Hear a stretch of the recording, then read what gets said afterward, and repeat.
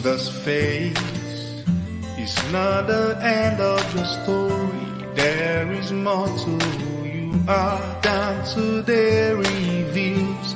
You are not made for lowly heights, so raise the bar and be better. Explore new frontiers. I am cheering, waiting on the other side. Keep advancing. God has given all you need. There are people following the path you lead. Yeah, yeah, yeah, yeah, oh yeah, yeah. Every day is just a gift to become a better you. Now is where your pages begin. Don't stop it now, don't stop it. Keep moving, don't stop it. Keep moving, don't stop it. Keep moving, don't stop it now. Growth is a guarantee that tomorrow's great. Hope you hear me. Don't you drown in the glory of yesterdays. Only if you can strive to be better, then you have a chance to become the best of you. Yeah, I am cheering, waiting on the other side. Keep advancing. God has given all you need. There are people following the path you lead. Yeah.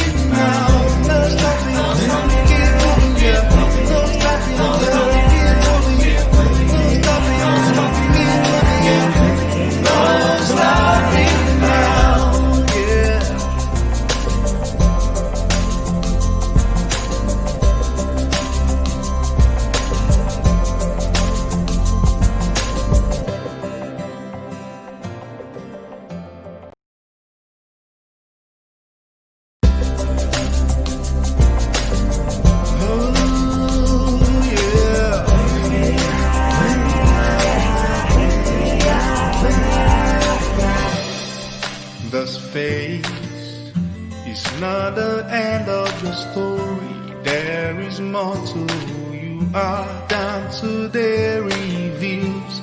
You are not made for lowly heights, so raise the bar and be better.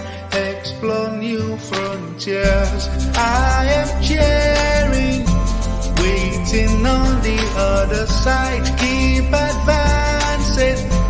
God has given all you need. There are people following the path you lead. Yeah, yeah, yeah, yeah, oh yeah, yeah.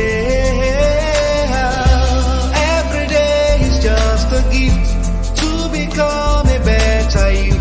Now is where your pages begin. Don't stop it.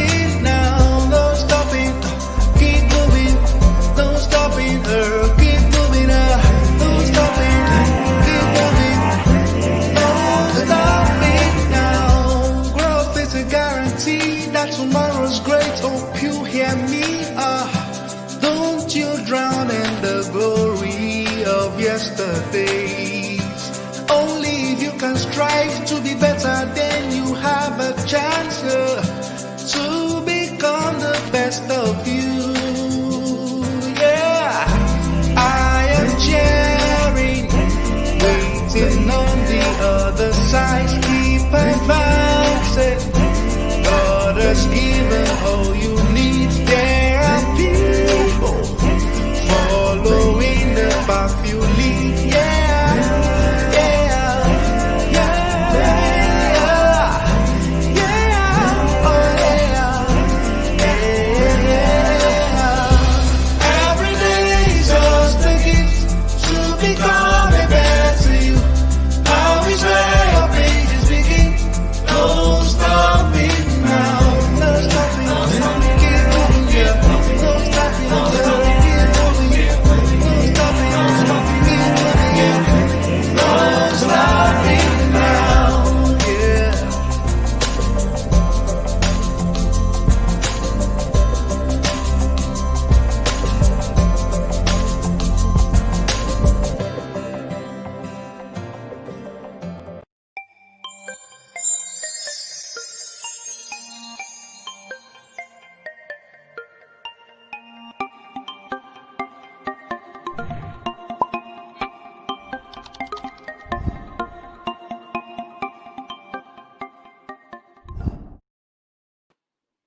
Hey there, how are you? Hello. Welcome once again to your leadership community. And my name is Bisi Akande. I just want to add value to you. It's always a great pleasure when we get together in this place. You're welcome, everyone who is already in the room. And it's such an exciting moment. The energy in the room is always very heavy. Thank you very much for coming in. I see some of you are already in, but because you didn't grant StreamYard access, I might not be able to see your name, but it's good that you're here all the same. Thank you very much for those who are already here. It's a leadership experience sharing time, so I can say welcome, Laris, welcome, Ojo Lalikon. Nice to have you here, Sheyi Odebode. Thank you so much for being here. It's a privilege that we are here together, connected and sharing together on in this space. This is like our very first session, real session in the year 2021. Last week I just came on board and just said a couple of things, but this time around we're having a full session and we're going to be sharing and learning from 2020 to see some of the leadership experience we had and how we can leverage on them so as we get into the year. Someone will tell you experience is the best teacher, but it's not really experience that is the best teacher. The best teacher is actually evaluated experience, when you have been able to look at the experiences and learn from them. Some of the experiences will be bad, some will be good, but when you learn from them, then you're able to, those that are good, we can use them again, we can upgrade them and use them.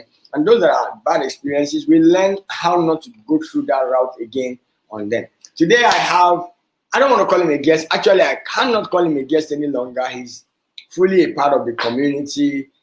He's been here quite a number of times, and he's someone that we share this community together with. He's one of us. He's a friend. He's family. He's a mentor. He's a coach. He's a great personality. He is the MD of the Resource Intermediaries Limited, and he runs the bunker. That's what I like to, because I just love the name. First of all, I love the name, and then I love the idea, the concept that he's running with that. It's such an amazing concept. Such a great man. I've learned so much from him, and even during the 2020 with all the challenges, I saw so many things that he did. I mean, one or two things that we did together, but I saw the other things that he did, and I was like, oh, this is amazing. He's a leader indeed. And when I say a leader, it is one thing for you to teach leadership, but it's another thing for you to actually practice leadership. So many people teach leadership who have nobody really that is following them, or they're not practicing leadership.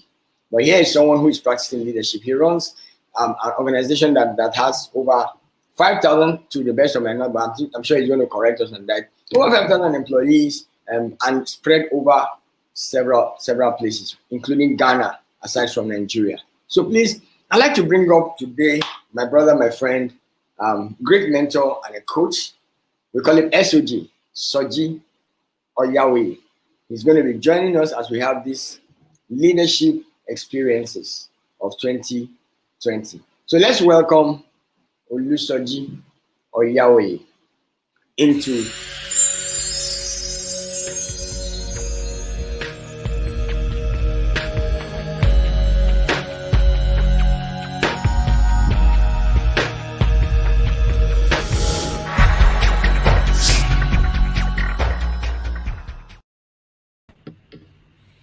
Hey, Good evening, my brother. Thank you, PDA. good. How are you doing? I'm great. It's a good day, a Good new day, year. great year, great year.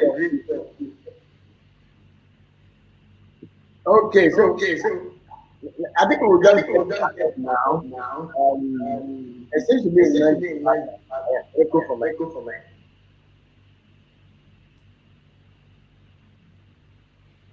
I can hear the echo too, but I can hear you clearly at the same time. Okay. So, talk to me. Who is SOJ wanted? We have scored very but let's hear from you. Some people might be hearing. Well, generally, depending on the audience, now this is a leadership community. So the best way I like to introduce myself is I'm a life and business coach. with about 35 years work experience and about 25 years uh, as a coach and as a social entrepreneur now for about 15 years. So I've varied experience, basically gained on the streets, as you would say, leading several people. Also, apart from my 9 to 5 job, where I manage yes thousands of staff. I won't want to mention the exact number, as it is. I don't know which tax authority is on this program before they come after me, as it is. But beyond that, I'm on the board of about 4 other companies, and I am also a chairman of a microfinance bank. So in all of these, also in church, I chair the social media committee of my parish. In the village also, I'm in the village committee. So I have the privilege of experiencing leadership in the practical sense. Awesome. I wanted to say that so that we know, like, trying to bring you up, we have to teach leadership, we talk leadership. But I think that at the end, we actually practice leadership. People really have to confidence. Yeah. And if you have followers on social media, very fantastic. But doing followers to kill the people on a one-on-one basis, really demanding, not what Absolutely. you are. Absolutely, there's a big difference because as it is with everything we read or learn or in books, it's usually not until you put it into practice that's where, like they say, the taste of the pudding is. And I think I've been privileged for about 25 years now to have done that on the street. Still work in progress as it is, because no one gets it all perfect all the time. That's true. Yes. They're not looking for perfect. They're just looking for authentic. Exactly. This is a real leadership in progress. When someone getting the material from you, they also practicing what you can talk. And I think that's why it's in my mind that I'll do. And let's talk about the experiences that we have in 2020 when it comes to leadership. Honestly. Now, can you just your thoughts or from what you saw, give us a short overview of 2020 as it affects leadership, especially in your work as entrepreneur. Um, well, the truth of the matter, 2020 was a good year, and I'm not saying this basically just on the trying to be spiritual about it. But for most of 2020, for me and my experience was such that one many times had no idea what to do. In fact, one of the most challenging aspects of the year for me was just being completely blank, not knowing what to do. And for someone who was being looked up to by thousands of staff and different businesses here and there, who obviously also didn't know what to do and were waiting for guidance and direction, it was a tough space to be in as a leader. However, part of what I have learned and I benefit from is the large John Maxwell team that you and I belong to. And one of the key things that began to give direction for me was when I listened. I was part of a live worldwide program with John Maxwell himself about late March or thereabout. And he said something like this, that the most quoted statement by leaders in the year 2020 was, "I don't know." That was the most used phrase by leaders worldwide in 2020. I don't know. And that gave me a lot of comfort that if leaders of top companies globally can say they don't know, then I was in a good space not to know what to do. However, as a leader, even though you don't know, one, you don't make that obvious to the people that are looking up to you, right? Because everything rises and falls on leadership. So that's the challenge of leadership. You have to take responsibility and envision what was possible. So what we did most of 2020 that worked out eventually was we chose not to conform, but rather to adapt. We chose not to conform, but to adapt. Most people, leaders inclusive, just conformed. Conformity is a negative term. It's like blending in. That is why you hear in 2020 a lot of people kept on saying, let's just survive. Let this year just pass. Let us just survive. Let us just try. No, we chose to adapt. Adapt is positive. Adapt means you're adjusting, leveraging on your strengths. So the same circumstance, conformity is like, okay, let's just survive. Let this thing just go on. Let's just be alive as it is. But adapt is what we chose to do, and it was a significant leadership decision that I made.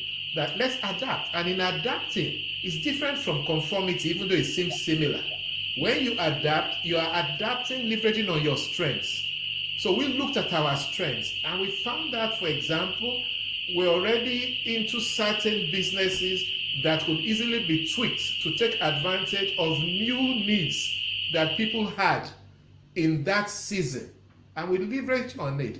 And by the end of 2020, we had opened 2 new businesses. We had opened 2 more debunker facilities in Abuja and Ibadan in the COVID year. We had started a new business completely, Nimbler Delivery Services. We had also started an e-learning school called Sabi Now, all in a COVID year, because we chose to adapt rather than conform. So rather than just survive through the year, I tell you, we achieved by the end of the year about 65% of our original financial budget for the year, which was actually unbelievable. That's true. That's unbelievable. Think about the people that people actually just since it was a lockdown, sit down, look just sit down and keep watching all of it. Now, I wanted to probably that would have been like, what in your was the greatest challenge? The greatest challenge, again, is akin to that statement. The greatest challenge of 2020 is the fact that we were all battling with an unknown enemy, the COVID itself, which actually even world leaders with all their financial and scientific backgrounds had no clue of. Related to that, for me, was a lot of people, again, just shut down and moved to survival mode. And life basically transforms by what we do daily. Change and transformation is a gradual process. And most people never transform or fulfill their purpose because they're waiting for some big thing to happen at once. So the greatest challenge for me, unfortunately for most people I saw in 2020, was inability to take advantage of the opportunities that were around them because they felt so overwhelmed by the crisis and the negativity all around. So procrastination set in, and for a lot of people, actually, they moved into depression and all of that. Whereas, like I said, if you had just chosen to adapt, unfortunately, a lot of this is influenced by who you surround yourself with, right? And everyone I surrounded myself with, you remember, even you and I, in the midst of all of that, we ran 2 or 3 training programs from home, online Zoom. And we had, between the 2 sessions, almost 200 people participate. And if you remember, PPA at that time, we charged for those programs. If I recollect, I think about 10 or 15,000 per person. People were running programs free at that time. So you would think, why would anybody pay us when people are doing the same thing free? But we had almost 200 people in 2 sessions. Why? Because we chose to adapt, and we had actually also positioned ourselves before the COVID year as people with authority, with something of value to give. Yeah. And I think you are very, very much, but sometimes what we see that will definitely impact on what you see. So if Absolutely. somebody says that that's clearly impacting your health, they probably will not do anything. And the months just go by, and that's the in fact, at the beginning, they even said, just delete 2020, forget about it. It never existed. Just delete it. But unfortunately, we can't delete it. Yeah. It's in the calendar. Now, let's talk about relationship. Yes. In 2020, some things happened, and I think the spillover of it we are seeing now. I don't want to be direct, and I know that we all see them. But people had these challenges in relationship. In 2020, um, we have to stay at home. If you have not known how to manage the relationship, maybe your spouse or your children, because you could run a there was people window. Now you are locked in the house with the same person for probably 7 days. Challenges began to come in. How did you engage your staff? How did you engage other people around you whom you could not see and those you have to see on a regular basis while you keep work that Very good question. I'll start first with, of course, my wife and I. Then I'll go to my staff who also during the lockdown, which was first for 6 weeks, an additional extension. For my wife and I, first I think we are privileged to the fact that we're not staying in a one-room apartment, which could make it a little bit more frustrating as it is. So for sometimes when the each person wanting their own space began to set in, we had the privilege of, okay, one move upstairs, the other stay downstairs, or one go outside in the compound and all of that. But even beyond that, what we had settled to do, which helped us a lot, my wife and I through that season, was to recognize that each individual needed its space as it is. So we consciously gave each other some of personal space to do whatever each person chose to do. And again, we deliberately also came up with moments within each day that we spent together. And one good part of the times we spent together was just to take walks within the estate together as it is. And of course, a few of those situations, and encourage each other with our personal projects. Interestingly, we are both coaches. Now, for my staff, I recognize clearly that for a leader, the most critical thing a leader needs to drive quickly is to determine the vision. Where was the organization going through that period and beyond? And next to that is to communicate that vision in a consistent manner. So communication was key in helping not only the vision of our organization, Resource Intermediaries Limited, but also in ensuring that our staff, some of who obviously were in different parts of Nigeria in their respective homes, did not fall into depression. So we ensured, for example, that there were regular communications, first from me as the MD CEO to all of my staff. During those 6 weeks lockdown, I had on average of 2 communications per week. And most of those were video communications. Some were video recordings, some were live Zoom sessions, just to basically engage and be able to help people through those seasons. We also made sure the next level leadership next to me, those that report to me, also had regular contacts with their subordinates, and then the third layer as well. So for us, communication was a major part of keeping that going. And thanks to the online platform Zoom that became popular during that period, it made it a little easier to have those sessions in a live video session, and I think it was helpful in helping our people through. Now, I must add, if you talk of employees though, this comes from the fact that I am a social entrepreneur.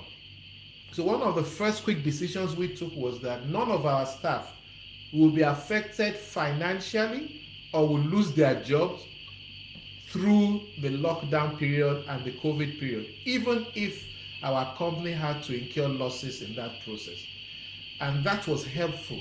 because it removed that concern and anxiety of I'm losing my job or a salary cut. And you would agree with me that for most of last year, that was a major casualty for a lot of people who were employed. So our staff had none of that, and it paid off in the end of the day. That's awesome. So I know that there is a kind of echo on my end, or we just can't trace it. Okay, So we I might can just hear have it to too. hear it and see how it goes. So I'm hearing some things with you. I want you to talk about one of them because a lot of us are here. They're talking about leadership experience of 2020, how we can leverage on it so that we can apply ourselves to it. And really, some of the things we face in 2020 are likely to face one. Yeah. Because right now, some parts of the world are already locked down, and then we have the new variant of the virus and other things here. You spoke about this issue of being intentional. I want you to say something about being intentional when it comes to relationship. Now, you see, for leaders, as John Maxwell appropriately expatiated, there are 5 levels of leadership. 70% of leaders are on that lowest level, where they're just leaders by reason of they have risen through positions over time, or they were appointed, or they own the business as it is. So they're just leaders, and people follow them not because they want to follow them. People just follow them because right now that is the only job they have. They have no alternative. If you are like that, and unfortunately 70% of leaders are like that, you are not yet a leader. True leadership starts from level 2 leadership, where you begin to lead based on the relationships you intentionally develop with your followers. And in intentionally developing relations with your followers, the principle basically is you have to recognize that they are human beings, right? And you are intentional about engaging them as human beings, not employees that can just be discarded like table and chairs once you have finished their usefulness. Now, when you intentionally build relationships with your subordinates, and that starts from you being ready to be vulnerable yourself, right?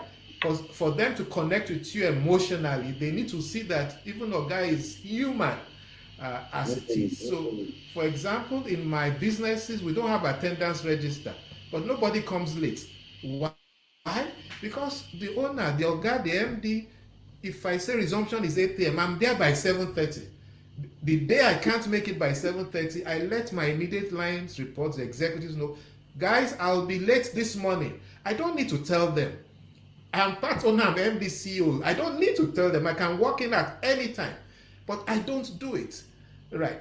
So that's you being vulnerable and going first, right? So what you do is what influences, and once you build those relationships, people give you the right to lead them. Then they follow you, not because they have to. They follow you because they choose to follow you. That is the beginning of leadership, just level 2. And only about 16.5% of people ever get to that second level, interestingly. But there are 5 levels. The third level is even more significant, because if they just follow you because of the relationships and the pizza you buy and making everybody happy, then the business or the organization will not achieve its objectives. But a level 3 leader is good on relationships but also delivers results. So if COVID came up by March and suddenly our profit dropped by 80%, and then I get up and tell staff, none of you will be sacked, none of your salaries will be cut, we need to find how to generate businesses and continue our training. And staff came up with some suggestions, and we moved into Zoom training from physical trainings. And in the lockdown, we trained about 700 people in that period, earning almost 7 million naira from our houses during the lockdown. And staff could see all of that achieved. And then we established 2 bunker facilities, started new businesses. So that is a leader who not only has built relationships, right, but has delivered results. So that's a level 3 leader. So everybody wants to follow success. So once they see you are delivering results, that is the outcome of the relationship. So you are not just building relationships and everybody is happy in the office. Your organization is actually also delivering results. In fact, for our organization, the last 3 months last year, October particularly, was our most profitable year in our 15 years existence. October 2020 was the most profitable in all of our 15 years. A COVID year. You understand? That shows how these things play out. So you must be intentional in building relationships by connecting with your people with the right motives and being genuine about it. That's awesome. Because, I mean, of course, when we increase our leadership capacity, effectiveness increases. Yes. And that's why sometimes we agree the other way. Because to raise your profit or do better in the people's outside. And that's because the leadership is play and somebody is so clear. It's working like this, then I can more and get more responsible. I think that is just basically what leadership does. Let me take still in the light of one challenging when issues when crisis comes is attitude. It's always affected. It shows up. Yes. I want us to plug it. What can you say about that? How did you see attitude play out in certain persons? How did it really play out in the find the students attitude around? I know that of course organization, but maybe there was one or maybe you try to this. For example, people who, I mean, this is there was a man who was on social media. You know what? Using the man out of credit. It can happen. Whenever attitude of the challenge. How did you see that? How did you play out? How did you respond to it? Well, first, attitude simply is the way we have learned to behave and to act. That's a really simple way to define attitude. And we all learn how to behave and to act out based on the beliefs and the values we hold. So there are environmental issues growing up. So for me as a person, yes, we did have a few instances where people had negative attitudes. For example, in spite of some of the accommodation I said we gave to our staff, but we still had a few staff who felt it wasn't enough as it is. But it wasn't then the moment to begin to say, how can you say we have not done enough for staff when other organizations have cut off 40% of staff, have cut salaries? We have not done all of that. And you are still, so we had a few of those issues. The extreme attitudinal issues that I think we experienced, at least that I was privy to, were more of people reacting to being isolated for too long as it is, and gradually itching out to loneliness and depression and all of that. But like I said, because we had an opportunity to constantly engage, either on phone call, video, Zoom, and the likes, where we picked out those situations, we immediately also got experts, psychologists, and the likes to work with those kind of individuals, or we mandated staff to have a few more constant engagement and interactions. For us as an organization, first, when it comes to a medical issue, we do not have a limit or a budget. We go all the way until the individual is catered for. Those would be the extremes that we have experienced, but I'm aware in the year 2020, you had relationships collapse. A lot of marriages broke down because people who just spent maybe 3-4 hour waking up time together before, now we're spending a lot more. and we're beginning to find out it was difficult to tolerate each other and all of that. But again, my counsel usually, even for such situations, is even where trust is broken, right? I'm of the school of thought that, and it comes from my faith. I mean, as is yours, there's nothing that is impossible with God. There's nothing that cannot be turned around. Yeah. The Yeah. mistake a lot of us make is we are too proud to let people know we have a problem. And I think we need, it's the real strength is to be able to voice out. There must be somebody or some people you should be able to open up to say, I need help. I have messed up. Because sometimes just the opportunity to talk about it is 50% solution to the problem. But many of us, because of societal pressures and what will people say, we keep it down, keep it bottled up until it explodes and is already out of hand. So my counsel would be to advise everybody, leaders inclusive, whatever leaders you call yourself, there should be people that you are accountable to, that you can go up to, and you can be naked in front of them, and they will take you as you are and guide you through those processes. Correct. And you on something appropriate that let's really there is a challenge I saw in fact that was the biggest and that was the challenge. It became obvious that we do not trust on and this is our side still over now. Um, leaders will say wear a mask and people will say wear about wrong. Even at the epidemic,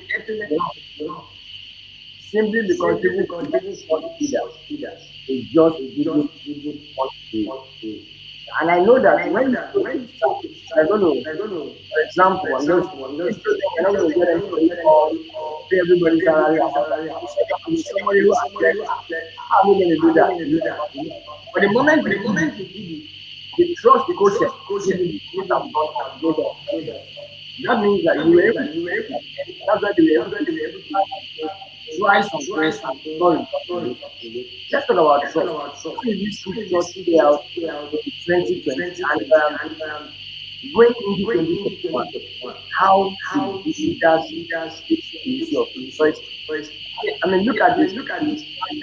Not only in Nigeria, there are people when I was speaking that animality is resident in common and is not resident because we have seen people went and the kind of thing that we understand where you can chase and come I carry the base of the. We thought it was our this was our deal. People like of their own colors. But it did how leaders be able to deal with this challenge of trust. Again, I'm of the school of thought that there's no leadership if you don't have character. Character is key to leadership, and I tie trust to character. Now, that does not mean that a leader will not fail, even on their commitment sometimes, or a leader will not have reason to want to reverse what they had committed to do.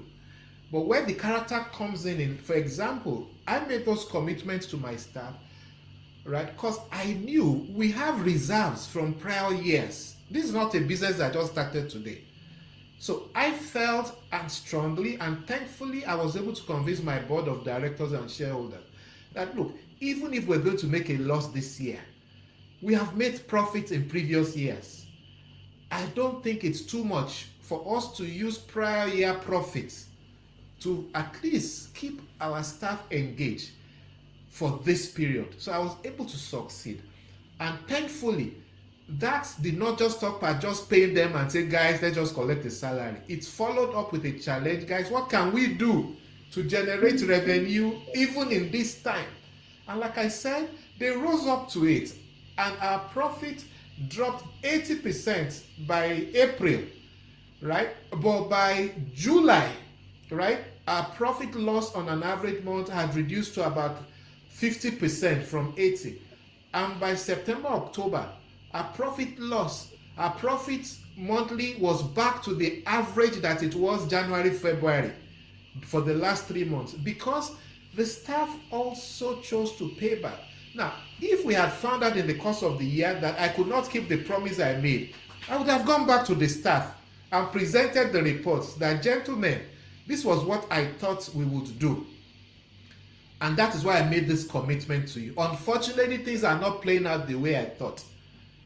But I still would not have asked anybody to go. So if we were to have cut salaries, I would have started with my own salary. And say, okay, I cut the MD salary. So we're cutting it down in that ratio. And the highest cut, of course, will be from the top. That is the character. So sometimes leaders make the mistake that because they have said something and they can't keep it, right? Rather than go back to explain the circumstances to people, they just go on and don't realize that that is a trust that is broken. You understand? And one good way I use to manage this that I recommend to anyone that is a leader is twice a year, I have a one-on-one meeting with every one of my core staff. Like I have thousands of staff all over, but there are about 80 of them that are core, meaning they're in the regional office and the head offices. So those that are not physically where I am, I have virtual sessions, and I ask them 3 questions twice a year: the first quarter of the year, the last quarter. Question 1: if you are the MD of this organization, what would you do differently? Second question: are there decisions we have taken, either as an organization or in the unit or group you are, that you felt was not the best decision? Question 3: what do you think I, as the MD CEO, should stop doing to enhance my leadership? Or what do you think I should do more to be a better leader? These are tough questions. And I've done this now. My business is 15 years old in July this year. I've done it for 13 of those 15 years, twice a year. And the feedback you get, remember, is one-on-one in the room, you and the person. Because if you ask questions at a meeting, any suggestions, any problem, any question, nobody talks. Nobody talks. But when you do it one-on-one, initially they will be suspicious of your motive. But over time, I have found they will tell me. And they have helped me become a better person. They have come up with suggestions that become policy as it is. So that's how you build trust. So they say you are human. You are not superhuman. It's just some privilege that makes you MD. You don't have 2 heads. All right. Now, so on the national somebody asked me to generate or to something is going on in the world now. My husband asking their children to check it. I told my wife, God forbid, I would not even be check because I don't think that if you have any value in it, especially something. And if somebody has what am I going to do? But again, that is the problem. Trust. And a husband is a leader. If you catch someone that you are leading wrong, what would you recommend to catch people in the wrong? Because nobody will catch people in the wrong. You catch people in the wrong. What you do might that person. I've had series of experience in this respect, right? And I'll give 1 or 2 examples. But my general first principle is, I always give people a second and a third chance as a leader. I always. And that comes from my understanding that I am not perfect either. Right. So that is first my first principle. And I'll give you two examples. Once, when I was almost at the start of my organization, we had an individual who was one of the best marketing staff that we had. And after 2 years, we found out he had forged his university degree. So that's somebody caught in the wrong. One of the best marketing staff forged his university degree. Obviously, the sanction, the requirement is to say, okay, sack him, which was the recommendation that came to me. And I said, no. Even though policy says this, we wrote the policy. and that same policy, sack is the extreme. It also has caution, warning, and all of that. So I called the gentleman to my office and got a confession that this is what happened, this is what happened. So I said, okay, this is what we will do. You will be demoted to the level of your qualification that is genuine. You will re-enroll for that degree if you want that position back. And that's what we did. And the organization, because when we have those sanctions, we communicate any sanction. So if we sack somebody, punish, there's a communication that shows why somebody. So he suffered the humiliation and he chose not to leave the organization. He took the demotion. He re-enrolled and got the degree. And life moved on. So it's not a perfect way, but you ask me what would I do when I catch somebody in the wrong? Because I know also I have a few wrongs that they have not caught me. You understand? So I don't play God. Now, if this individual had chosen that he would not repeat the exam or take demotion, that would have been a different thing as it is, because he suffered the consequences. A second related incident to that unfortunately played out even completely differently. And this is somebody pretty close to me, almost family, who we found out this time actually was financially fraudulent. And for that one, the outcome absolutely is to exit, and that was done. We've lost the moderator. I believe it's a network problem. I believe we're still on live, so I'll go on. I'm getting chats from the back end, and we have him back on now. Thank you. But I hope the responses will be up there live though. So Yeah, basically, I just allow. It's this issue of ethics, right? I do not believe an outright just implementation of policy blindly. And for my organization, for example, we have what we call a disciplinary committee, which then makes a recommendation to the head of business support services, right, which is our HR. Then it comes to me for final approval. So somehow through that process, there is some humaneness that is put into even the sanctions rather than just hit with a sledgehammer and kill somebody. Awesome. Let's look down a one-man business. Yes.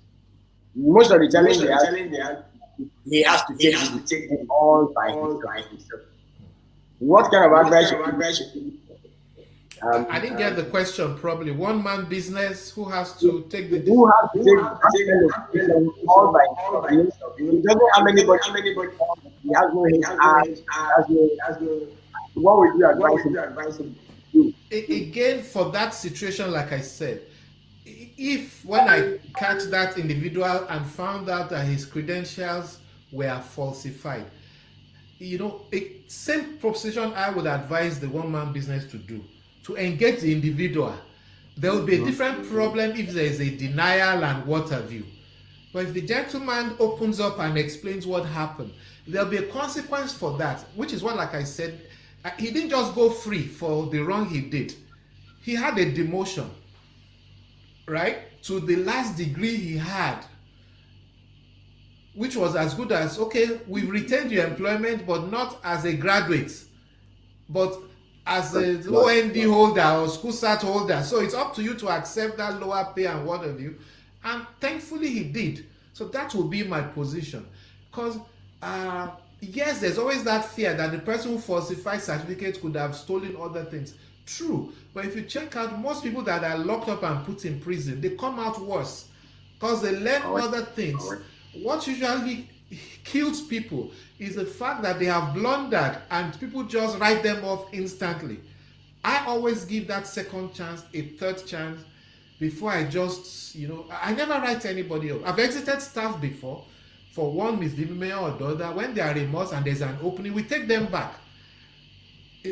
I just believe strongly. If God was to open me up myself, I would have been sacked all this time. So don't play God. Correct. But there must be consequences. There must be consequences. That's important. I fully agree with you. And the consequences is you said you deleted the person. It was not a demotion. What actually happened is that he went to where he usually belongs. Absolutely. That was the right thing. Something wrong happened, and the wrong corrected, and the right thing not. Unfortunately, he didn't utilize. I'm sure he knew where he now. Those are the lessons. Yes. Somebody asked a question here. I want to honor his that question. It says, how do we make practitioners, especially in Nigeria, implement some of the policies we're talking about? You see, the challenge of leadership generally is most people have just risen through the ranks, right? They've not truly appreciated even what they teach. There's a lot of theory out there. Because just like I said, in this day and age, when people have even moved to working from home and the like, what are you doing with attendance register? And by the way, most of those attendance registers are forged. Somebody signs for the other person. This is what happens as it is. So why make a rule? Those days when I was in the banking industries, to get car loan, they tell you go and bring an invoice from the seller, go and bring an engineer's report that the car is okay, go and all those papers are forged. So why not just, I'm the one paying back the loan, I'm your staff, credit the money to my account, register the car in the name of the bank, comprehensive insurance in the name of the bank. That is all you need.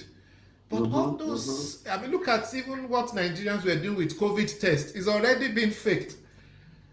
So try and go for people's heart and do things right, humanely, rather than putting policies in place, in my view. And again, we cannot change others, but we can help them when we begin to express what we believe. Yes. And I think that is what you have done. You have brought what you believe, so others can come. I'm sure if you have people that are reporting to you, and they have people that are reporting, the bigger tendency is that will do what you do to them. What you do to them, they do to them. So if we are looking at how we can might not be able to do that, we will whoever is asking that question can go and be the change in that dimension. That's so great. Or perhaps I may add, PBA, if the person can also, and you've made this suggestion before, look for a relevant book on leadership, gift it to that person to read, or just mention to them if you can that you people should go and talk to Bisi Akande or Soji Oyaoi. I think those people have some HR practices that will benefit our organization. You say it in a positive manner that gets them to talk. Because sometimes people do what they know. They may not mean any harm, but that is all they know. That's true. And what they have learned from here and what it what years. The policies they have read, the habits, can't do that. But we can help them like you said, we can bring them to a stage where they can learn things that will help them and also help you also. Wow, we spent 1 hour. I don't even know where. So guys, you allow me because we stay here for 1 hour. You allow me to also release Thank you very much. That was a powerful session. Thank you for coming and thank you for being with No, these things happen. The pleasure is mine, really. I really thank you for the privilege. It's about my third time in the leadership community. Of course, I'm also a member of the leadership community. It's always a pleasure to be here. Thank you so much. Thank you so much. So let me let you go, sir. Have a very wonderful day ahead. I'm sure we'll have you again very soon. Thank you, everyone. Thank you for being here. Thank you for joining us today. It's been a great time. And we are reinventing, we are working on the leadership community, and we're going to be including some other things based on your request and your recommendation. Many other things will be coming up. We'll have days when we focus on personal development. We'll have days when we look at public issues and the things that are going on out there.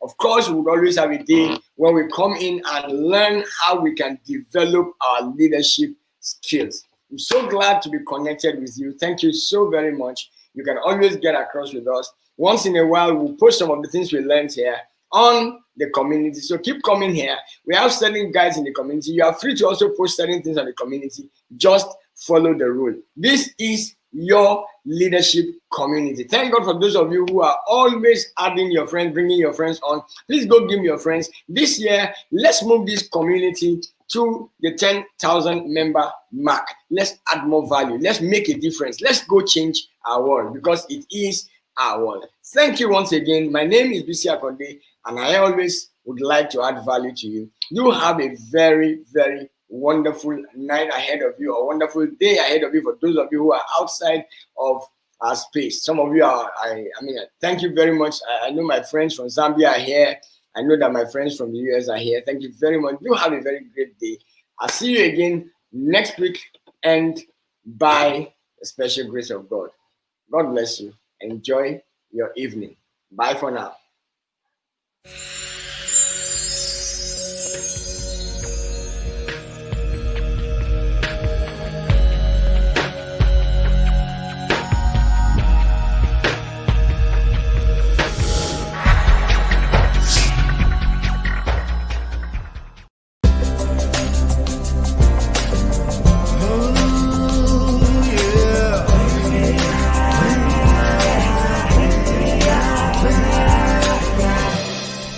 This phase is not the end of the story. There is more to who you are than today reveals.